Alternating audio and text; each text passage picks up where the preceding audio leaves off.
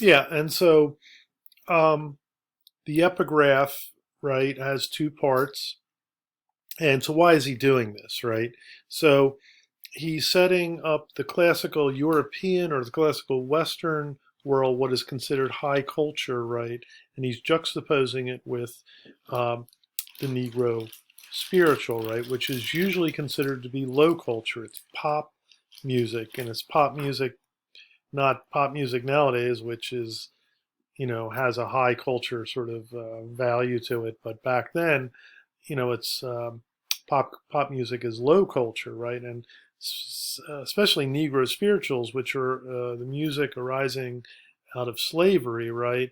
They really didn't get a lot of um, credence or respect from um, normal American culture or high American culture. So he's making an argument here. He's saying that the Negro spiritual, this music of African American culture, right, which seems to come from low places, which should, are not thought to reach high levels. He's saying no. The Negro spiritual, which is the basis of blues, jazz, hip hop, right?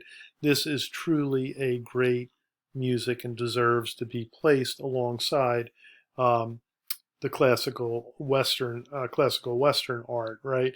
And it taken as a whole, right? These epigraphs are before each chapter. It creates a type of soundtrack. He's making an argument, right? He's welding together the two traditions. It's a move of double consciousness, right? He's trying to put these two traditions together, right, and put them in sort of a dialectical interplay.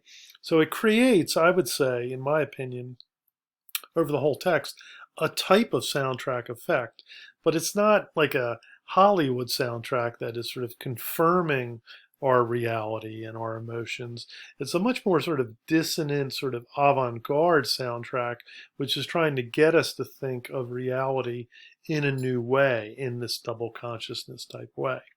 Okay, so keep that in mind. You can work with the musical epigraphs as texts in themselves. They also go together with chapter 14, which is the chapter on music. Turning to the chapter itself, now chapter 1 itself, he starts off with this famous expression, how does it feel to be a problem, right? So as an African American in America, you are considered a problem whether you want to be or not. So you have to deal with this. And his response to that is the famous expression of double consciousness, which is this quotation